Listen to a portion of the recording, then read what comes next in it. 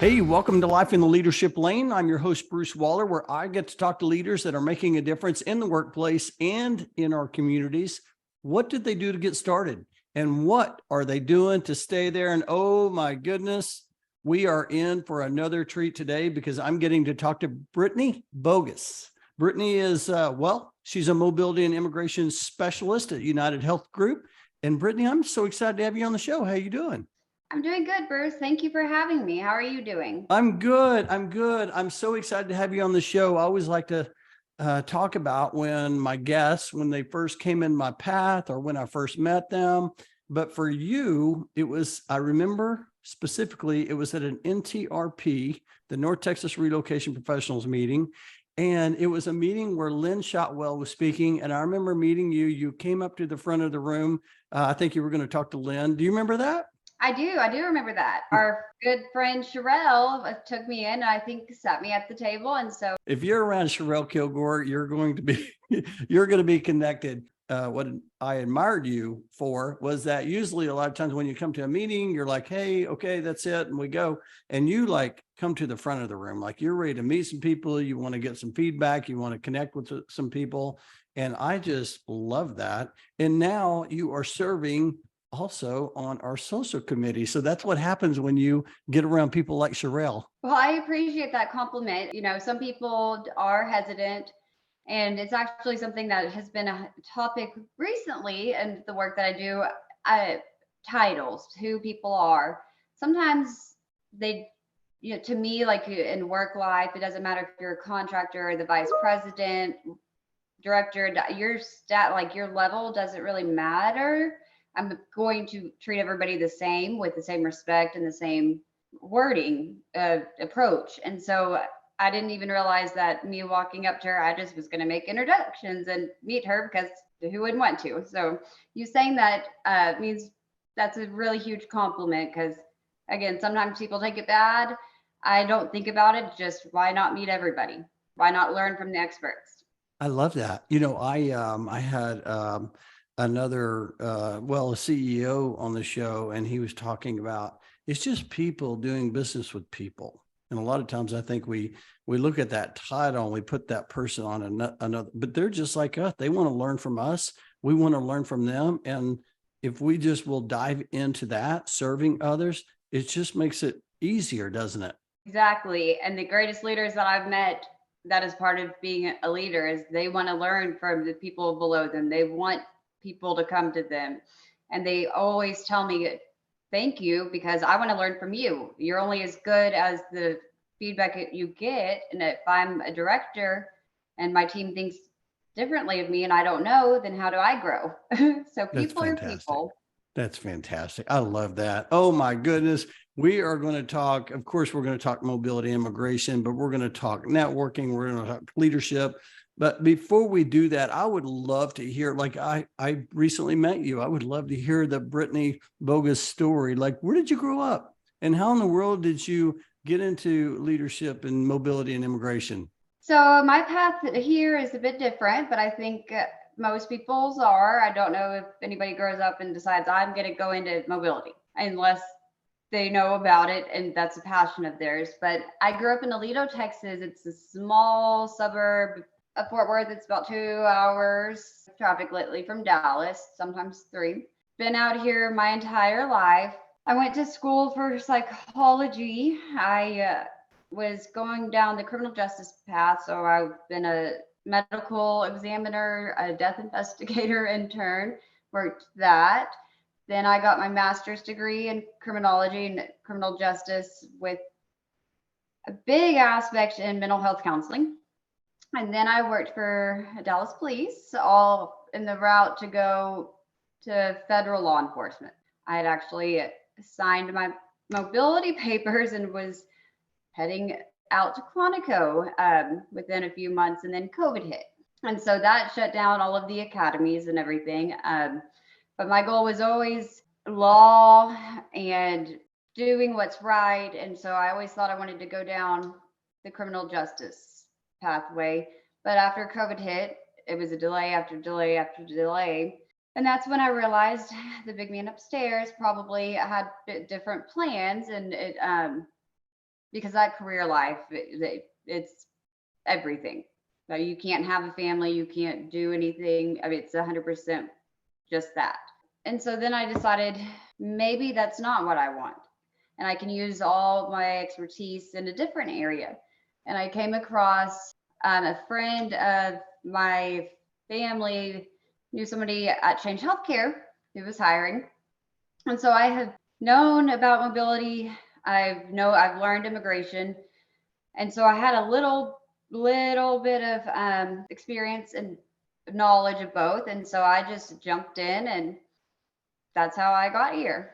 I love that. As you're telling me a story, I'm thinking about, I wrote the book, Find Your Lane. We're always trying to find our calling, right? And then, now I'm working on changing lanes. And I was thinking about how you talked about, hey, I'm from Alito. I was, studying psychology. You're going to go into, federal law, and then COVID hit. And I wrote down the word pause. Like sometimes things happen in our career, or different things happen. It creates that pause and also that opportunity to change lanes. And it's interesting how all that, it seems like most people that I interview kind of fell into something, and how, something happened during that time, even during COVID. That's when I started the podcast. Right. Oh, wow. Yeah. I didn't know that. So I was trying to stay connected and stay visible and stay educated. And, the coffee shops were closed. So we just got on Zoom, and I just started the podcast. But that's interesting how you, that gave you that pause. You had this, well, I'll call it a dream. You had this dream to go do this, and all of a sudden you've changed lanes since. So what I thought was a dream, but I think it was all just, I think everything works out for a reason. And the path that you're on is ultimately leading you to your passion and what you're meant to be doing. And that pause and that redirection was, I needed everything that I had learned and gone through to get me here and to be able to fulfill my passion. And now I'm there. Well, I'm glad you shared that, because there's a lot of people listening. I know they're taking notes right now. They've got their journals out. They're taking notes because they're in a similar situation, right? They're like, hey, I was planning on doing this, and now I'm like rethinking. I'm pausing. I'm like thinking about doing something different. I want to ask you, during this process of now getting into mobility, have you had like some, I don't know, it seems like leaders that have success have one thing in common, and that is they have mentors, or they have people around them that have helped them get to where they are. Has there been any mentors that have helped you? And if there were, what was it about them? Oh, I have had many, not many. They're the most, I feel like you've got your mentors from day one. And then as you go into new roles, you have a mentor for that time. And so if we're talking mobility, immigration world, I have those mentors. Then if you're talking just life in general, I have a few of them, but they do all have one thing in common.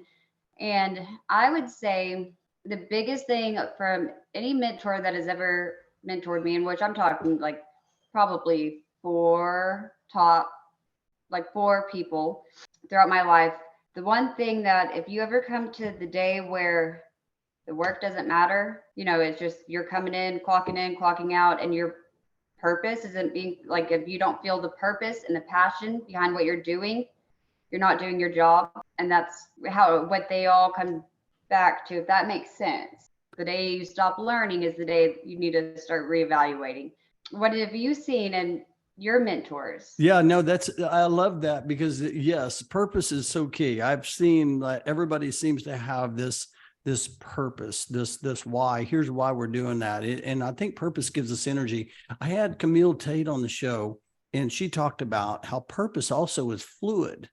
And it really made me think about that differently, because depending on the season we're at in life, you kind of have a different purpose. Right. Yes. And so I don't remember, when I was graduating from college, having this purpose that I need to be on this podcast, serving different people. I had no idea. It was just serving people at the time. But you have to go through these experiences. But I love that. And I like talking about that, because when I wrote my book, Find Your Lane, that's what that's about. It's finding your calling. Like so today, what do you feel? Do you feel like you have found that purpose? And was there a moment when you said, this is it? Or are you in that season now? I 100% have found my purpose and my calling, and it's mobility immigration. I think when I say purpose, I think about the overall, because you're absolutely right. Your purpose might change depending on what season in your life you are. And like you said, looking back at your history, you didn't know this was your purpose, but it all comes back, especially to people in our industry, to helping others. It doesn't matter which way, and depending on which, or season you are in your life, that helping others might be different, but that is the root cause likely of why everybody's in global mobility and immigration. I feel like whenever I got involved in the association or in the workplace, I've now been with my company now for 19 years. And I feel like whenever I figured out that I was there to help others, that's like when my career, like the light switch just went off and my career just took off. And then all of a sudden you're like, now I'm doing meaningful work. I'm in a meaningful pursuit on my career journey. It just really changes, doesn't it? It does, and you're changing people's lives, even having one little aspect in it. So, I mean, if you are the household goods shipper, or if you are the destination service, if you're initiating the case or helping with the mortgage, like that one little aspect is ultimately changing. So, I work with a lot of international relocations, or I did with Change Healthcare. But every relocation is still the same. And one little aspect of it, you're changing people's lives in generations to come. And it's the same with immigration. So that's where my real passion lies. And I'm still kind of young, so naive, but I think that we're going to change the world and fix our immigration system. And I know now that is my purpose, my calling, my passion. And it all really goes back to helping people, but that is where I'm very, very strongly set in, and that is also related to mobility. So the whole industry as a whole, I think we're all helpers. We're all people that give back and want to do for others. And even if it's the tiniest thing and you don't think it matters, it is making a bigger effect than we realize. I love that. Little things lead to big things. And here's what I'm like here. This is what I'm meant to do. Hey, let's talk leadership here. I always like to ask my guests on the show, there's a lot of different ways to define leadership. If somebody said, hey, Brittnie, what's leadership to you? How would you respond to that? That is a very complicated question, and you wouldn't think it is. But I put a lot of thought into that before. Leadership to me is somebody that gives knowledge, shares what they know, wants the best for if we're talking business, wants the best for people on their team and others. They're not selfish, and they set good ethical examples with integrity and teach. That is what the broad answer of leadership is. It's somebody that goes above and beyond to help others evolve, I guess, would be a good way. Yeah, I love that. Wants the best for others. It's interesting how you also had mentioned ethically. I've actually done some presentations around I call it leadership rules of the road, and it's around ethics. And I think it's something we talk about, but we don't talk about. It's right. Interesting. Do you talk about? I'm just curious. Do you find yourself talking about that in your organization, or find yourself in those conversations?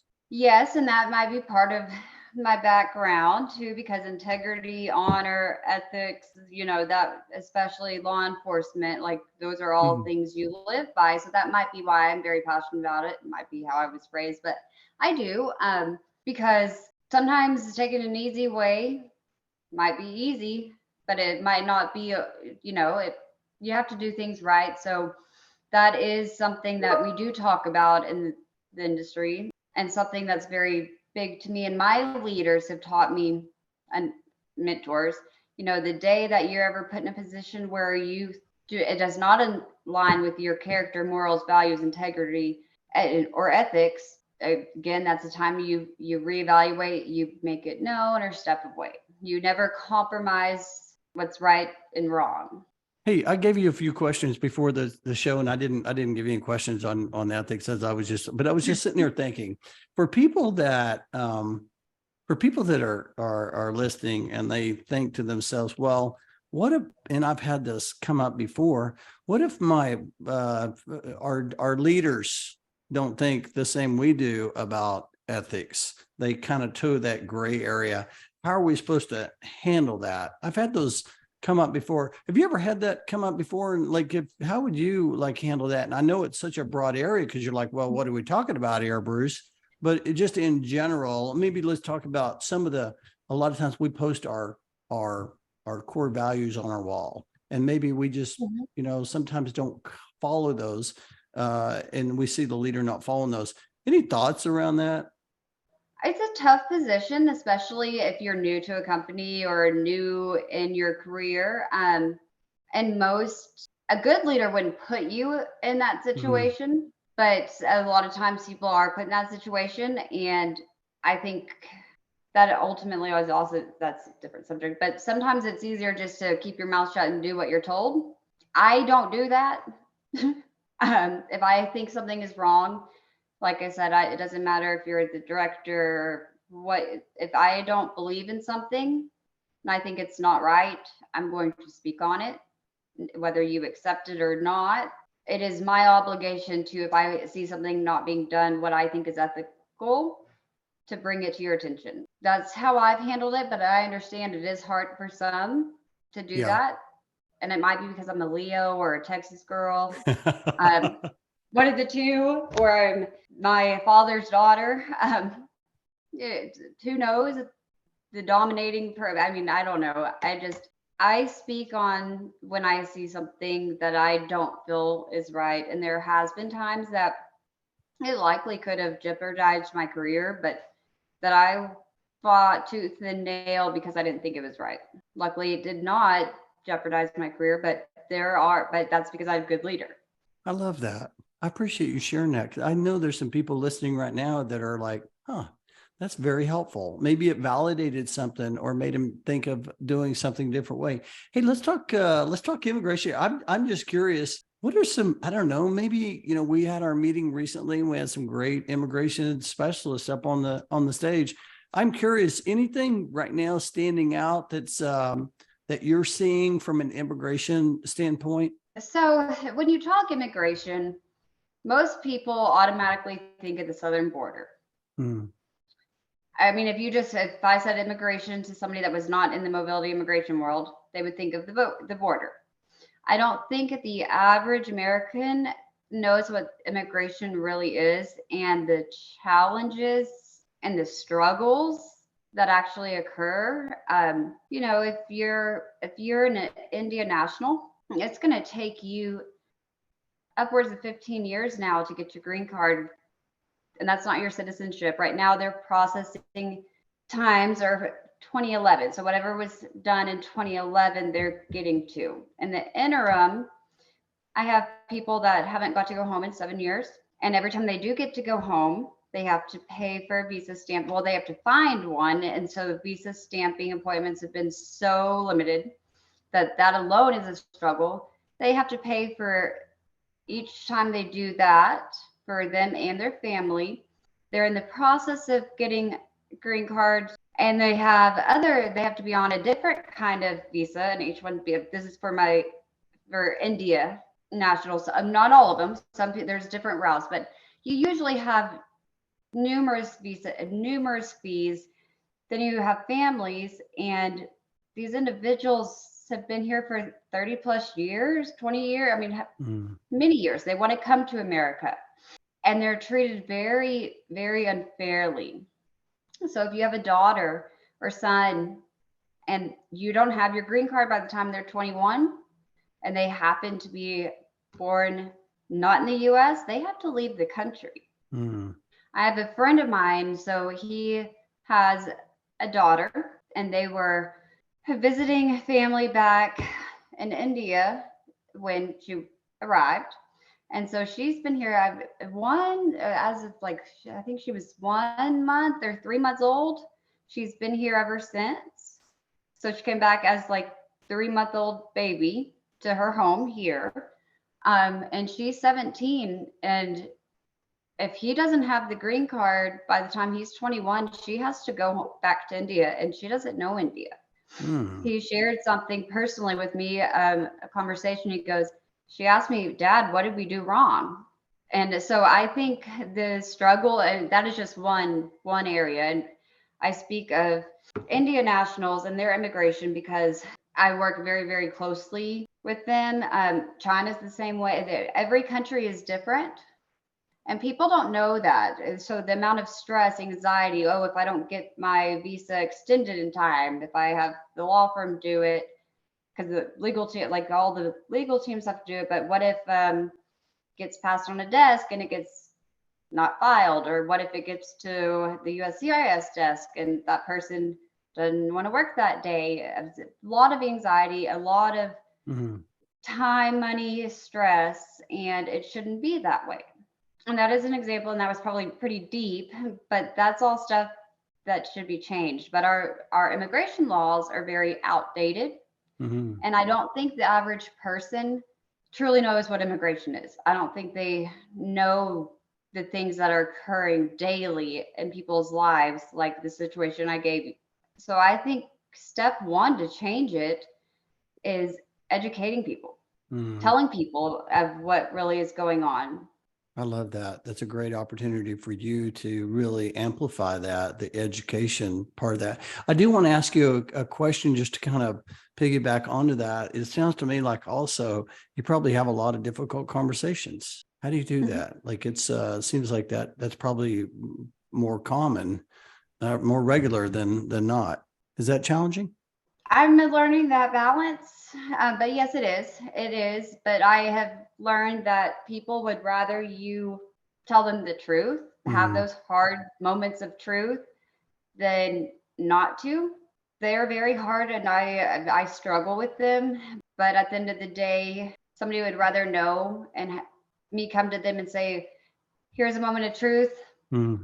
This is the situation," and they would rather know the situation and how we're going to fix it as opposed to not know, or kind of be left in the dark and then bombarded with it last minute. So I have had those conversations, hopefully not many more going forward, because it's all about process. And I think positive change and the processing times and everything might come soon.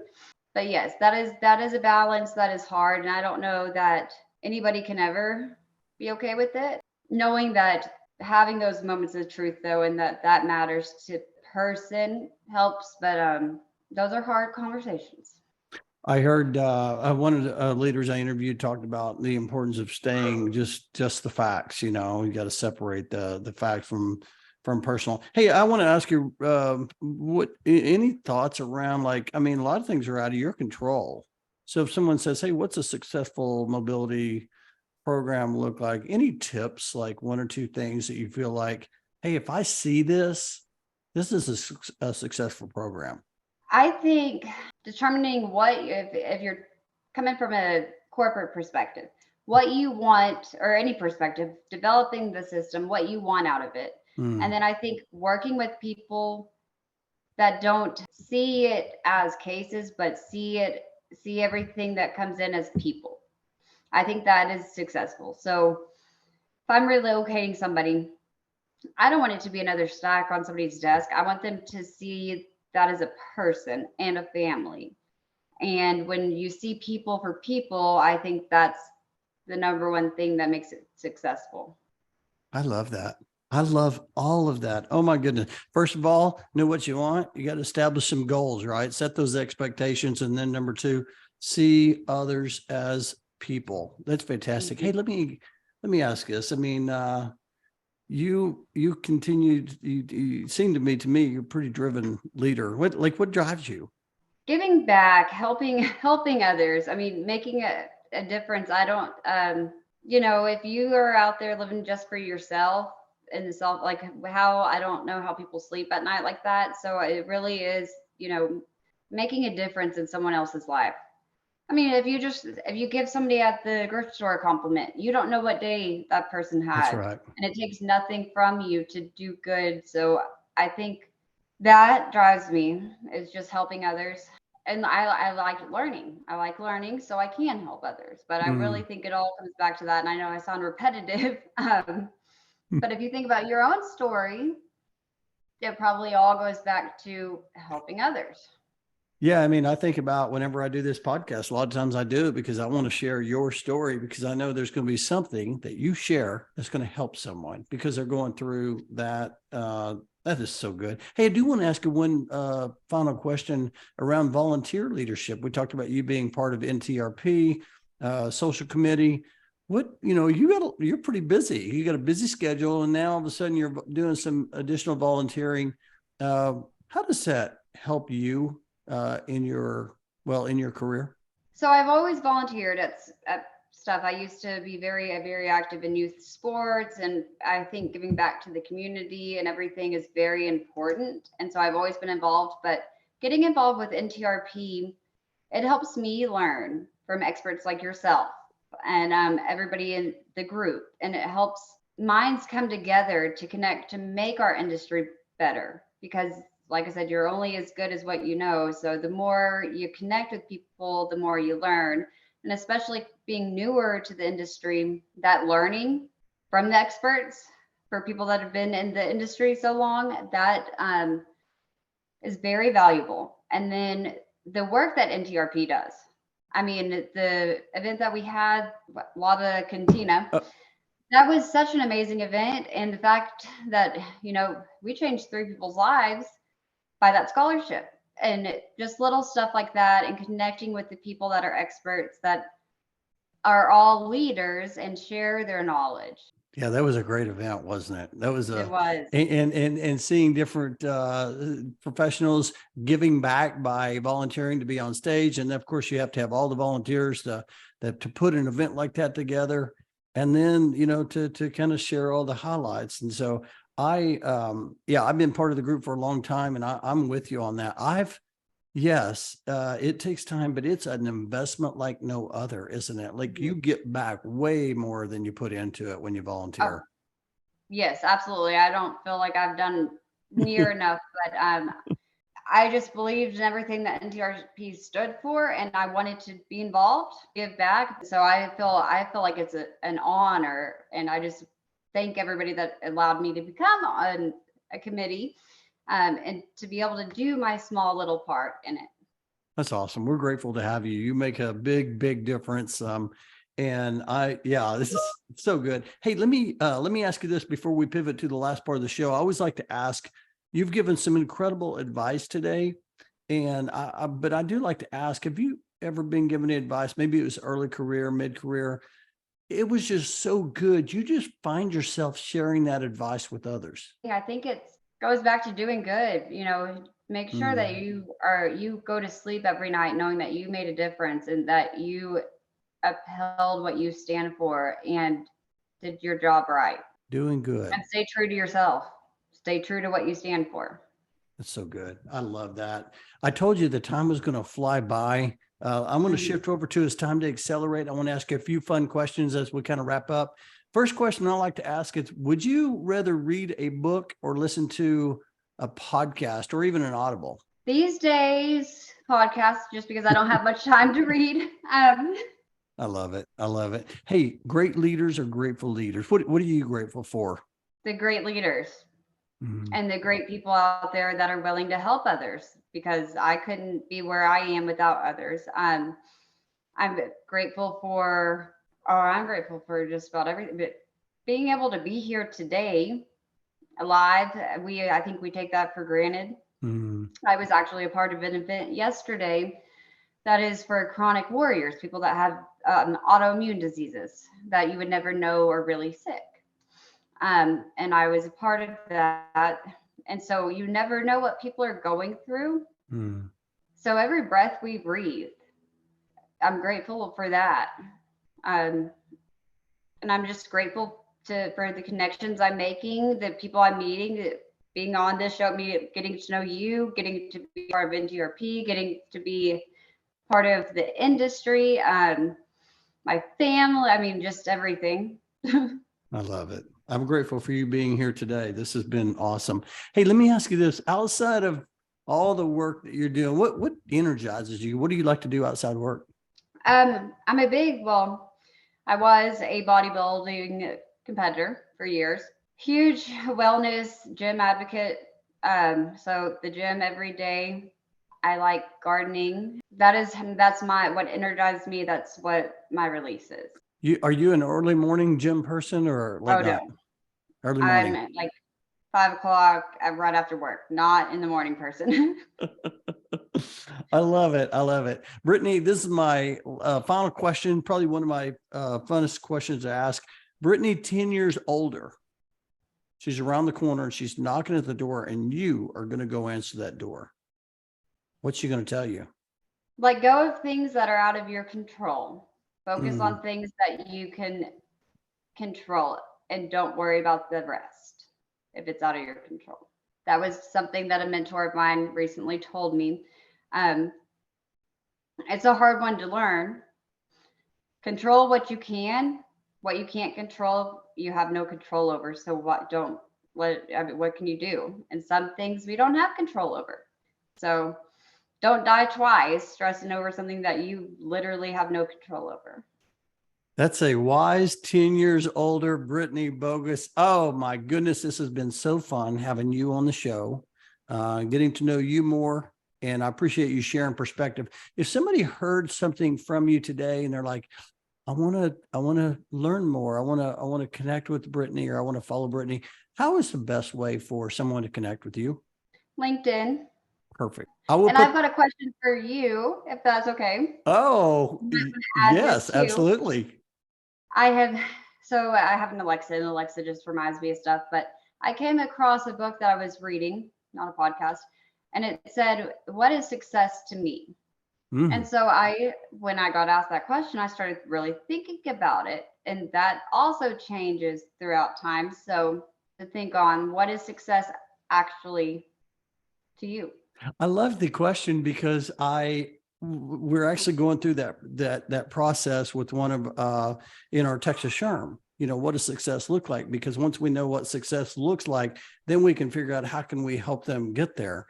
And for me, it's been different. But for me, I always talk about, you know, when I wrote the book, Find Your Lane, it's about when I found my lane. That's what success was to me. And that's being able to get up and do what I want to do every day and really just be respected by my peers. And so for me, that's what success is for me. And so if I can get up every day and I can serve others and do that every day, that's pretty successful day to me. What about you? What's success to you? The same thing. You know, waking up and loving what I do, loving to help people. But then if you put that just to yourself, that also evolves. What else is success? Because I mean, that is the ultimate. So I ask myself that question weekly. And at first it was success is, you know, working so long, making X amount of dollars, having a, you know, it was very just broad, you know, normal things. If you ask a normal person what's success, oh, having so much money or not worrying about that. But then the more you think about it, that has been my final answer. So I don't have to answer what success is. I love that. I say, if you're listening right now, write down what success is to you and put that, well, send us a note. What do you think success is? I think at the end of the day, it's about finding that joy, not just in your career, but just in your life. If you can find joy in your career, in your life, you're going to be successful. I agree. Yeah. I agree. Oh my 100%. Goodness, this has been so much fun. I appreciate you coming on to the show and just sharing your wisdom and your perspective. And I cannot wait to share this. So thank you, Brittnie. Well, thank you for having me. And I don't know how much wisdom I have, but it has been a blast. And thank you so much. I'm honored to be a part of the show. I can't wait to share it. I'll talk to you later.